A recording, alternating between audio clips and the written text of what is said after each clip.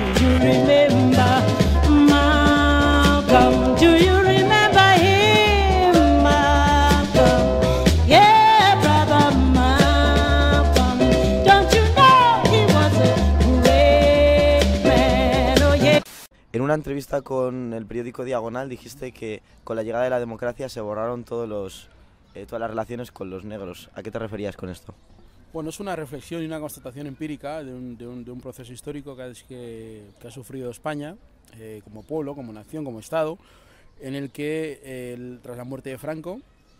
se produce la restauración borbónica y se produce un proceso de restauración democrática donde España como sociedad, pero también como institución, tiene que generar un nuevo imaginario y también una nueva epistemología de sí misma. Y esto pasa por la negación sistemática de la España como un país diverso, una sociedad diversa, y se construye el mito de Europa y el mito de una sociedad blanca y homogénea. Esto se construye a través de los elementos de legitimación del Estado, que son principalmente los medios de comunicación, pero sobre todo en el sistema educativo. Los sistemas educativos del ministro Maragall, todos los gobiernos del Partido Socialista, primero, pero también la UCD con Adolfo Suárez, lo que proyectan es una España europea, una España más cerca de Noruega, de Suecia, que de Marruecos, que de Guinea Ecuatorial, o de Colombia o de Ecuador, ¿no? Pero sobre todo en el marco de los negros, es decir,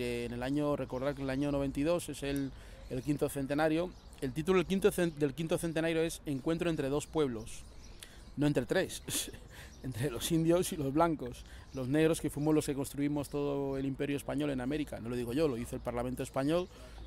a través del profesor Adolfo Luis González, que fue diputado del Partido Popular en las Cortes durante el proceso de debate del reconocimiento de los negros. Fueron excluidos de este reconocimiento de la memoria durante el año 92 y sistemáticamente se produce en el sistema educativo, en el sistema político, en el sistema de las instituciones y finalmente con todo el tema de la inmigración. Se proyecta y se crea una idea en la sociedad de que los negros son nuevos, vienen en patera y vienen de otra galaxia y que no tienen nada que ver con nuestra tradición cultural. A partir de esta construcción que se realiza a principios de los años 80 y que dura todo el proceso hasta los años 90, es el caldo de cultivo para la generación de un movimiento racista y nazi violento en España contra los negros. Esta forma de plantear la epistemología española produce en el sistema educativo 4 generaciones de jóvenes españoles que ignoran por completo que en España ha habido diputados en las Cortes que eran negros y que eran saharauis, que eran marroquíes, que eran musulmanes, o que eran de Guinea Ecuatorial, de Río Muni, de Micomicén, de Vivín. Ignoran todo esto porque el propio sistema y las propias instituciones así lo construyen, pretenden que eso sea así y los jóvenes piensan que el origen y la génesis de la sociedad española es Angela Merkel, es Prodi, es una serie de personas que el cine, también la cultura, el sistema cultural, el cine, la música, también participan de todo esto y entonces sistemáticamente durante todo ese tiempo España fue eliminar el libro de texto de los másters, de los estudios, de la cultura popular a los negros, hasta que consiguió que la única imagen que tenemos de los negros son las pateras. ¿Cómo se encuentra en este momento la memoria histórica negra en nuestro país?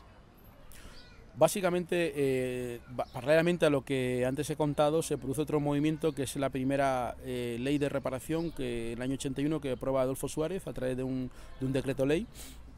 que permite a las personas españolas de origen, a personas negras de España, de origen de las provincias españolas de Guinea Ecuatorial, de Río Muni y Santa Isabel, recuperar su nacionalidad española y abre un proceso extraordinario de participación administrativa. Por eso todos los negros que os encontréis en las administraciones españolas proceden de este proceso que creó Adolfo Suárez en el año 81, que se llama el Decreto Suárez. Básicamente cuando la UCD pierde el poder, ningún gobierno socialista pretendió actualizar este decreto ley y es a partir del levantamiento primero de Alfonso Arcelín en el año 91, y también de los movimientos sociales, los jóvenes como la Foja, como otras organizaciones que comienzan a cuestionar esta idea de eurocentricidad y de supremacía blanca que los gobiernos socialistas han querido imponer a España durante los años 80, argumentando que hablar de negros, hablar de gitanos, hablar de moros o hablar de diversidad es franquismo, ¿no? Eso es un poco la idea, y que la modernidad es que todos seamos blancos y por tanto los negros que no pueden ser blancos es que no se integran. Esa es un poco la idea básica que se maneja hasta hoy en día por parte de las instituciones, ¿no? Es decir, el hablar de multiculturalidad, el hablar de etnicidad genera violencia en las instituciones, y automáticamente las personas negras o de otras culturas que hablamos de este tipo de temas somos excluidos de las instituciones, de las ayudas, de todos los círculos generales de participación, porque nos oponemos a una construcción que ya antes he explicado que es la hegemónica en el discurso político español y europeo, ¿no? Entonces, en el año 91, el movimiento de Alfonso Arcelín, que antes he explicado, conseguimos la repatriación del negro de Bañoles en el año 2001. Luego se consigue en el año 2003, a través de la lucha de los propios el propio movimiento panafricanista, se consigue la Ley 72/2003, la Ley de Igualdad de Trato por Origen Racial y Étnico, que fue traspuesta por el presidente José María Aznar a través de la Ley de Acompañamientos. A partir del año 2004 va a haber un salto cualitativo, que es que España, después de 35 años de democracia,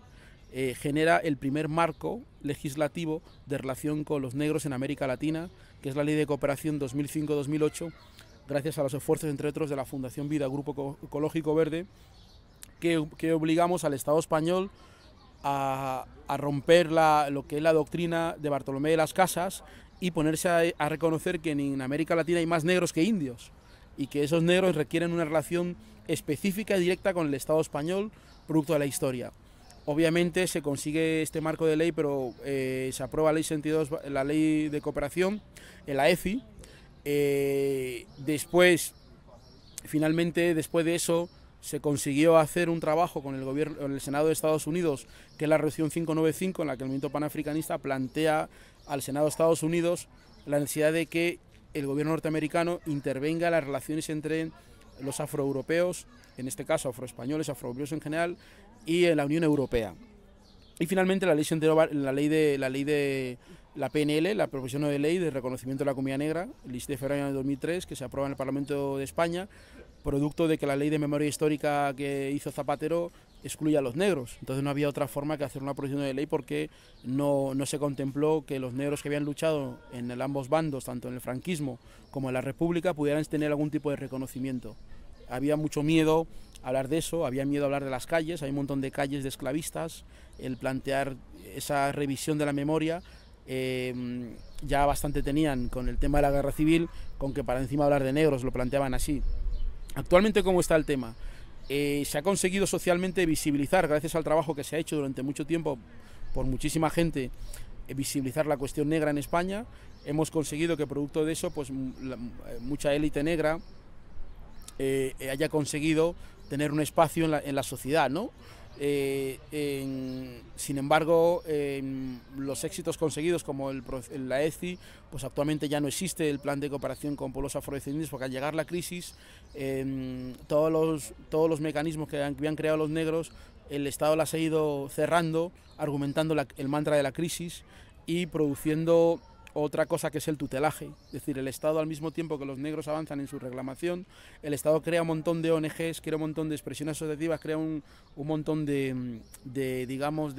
estructura clientelar de ONGs blancas que se ponen a trabajar en nombre de los negros, y las organizaciones negras se empobrecen, no tienen recursos, no tienen discurso, no tienen participación, y la gente pues acaba dejando de luchar por lo suyo para volver al tutelaje, para volver al sistema colonial, donde todo eso vuelve. Actualmente, en el año 2011 se creó el Parlamento Negro, que es un órgano que trata de dar continuidad a un trabajo que tiene que ver con un grupo de trabajo en el Senado y en las instituciones en relación a darle continuidad a la PNL. Ninguno de los partidos políticos que firmaron la PNL la han cumplido, ni el PP, que fue el impulsor, hay que decirlo, de esta iniciativa, que nos apoyó desde el primer momento, con Gustavo Arístegui y también Adolfo Luis González. El Partido Socialista, que se sumó luego con un documento alternativo que hubo que hacer un consenso, tampoco lo ha desarrollado, ni el PNV y CiU en sus comunidades autónomas, los nacionalistas y luego el BNG, que fueron los que firmaron, no han puesto en marcha el desarrollo de esta proposición no de ley, argumentando el tema de la crisis, ¿no? Y eso es una pena porque en el año 1812 en las Cortes de Cádiz excluyeron a los negros de la posibilidad de votar, a pesar de que se les reconoció como españoles, porque tenían miedo de que en las provincias donde los negros fueran mayoría pudieran ser mayoría y tener alcaldías, ¿no? 200 años después el Parlamento aprobó esta proposición de ley, pero rápidamente con la crisis los gobiernos de todos estos partidos que he citado antes se han desentendido de esto, y sobre todo en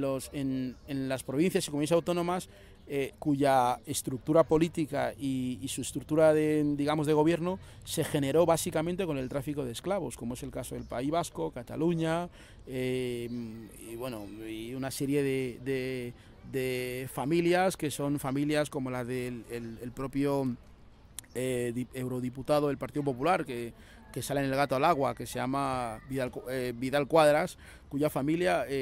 no lo digo yo, está en los libros de historia, quien quiera verlo, se hicieron su dinero con la venta de esclavos, y simplemente el Estado no ha obligado a estas instituciones a tener un marco de responsabilidad social corporativa con la comunidad negra. En este momento estamos trabajando dentro del marco del movimiento panafricanista, que es la organización, mejor dicho, la corriente política que hegemoniza a nivel europeo el tema de la reparación, y estamos tratando también de que la comunidad negra, sobre todo los gobiernos africanos y la élite negra, sea mucho más consciente de la necesidad de participar y ayudar a su propia gente, porque hay una irresponsabilidad bastante grande de la propia élite negra a través de sus gobiernos africanos, y los intelectuales, profesores y también académicos y músicos y deportistas negros han sido muy responsables en este proceso, y por eso también quiero mencionar a las personas blancas que nos han ayudado en todo este proceso, que han sido muchas y que han sido, a falta de la responsabilidad de la propia élite negra, han sido personas que han puesto su mano en el fuego, y muchos de ellos se han quemado, porque ayudar a los negros en este país pues supone que no vayas a las listas en las próximas elecciones.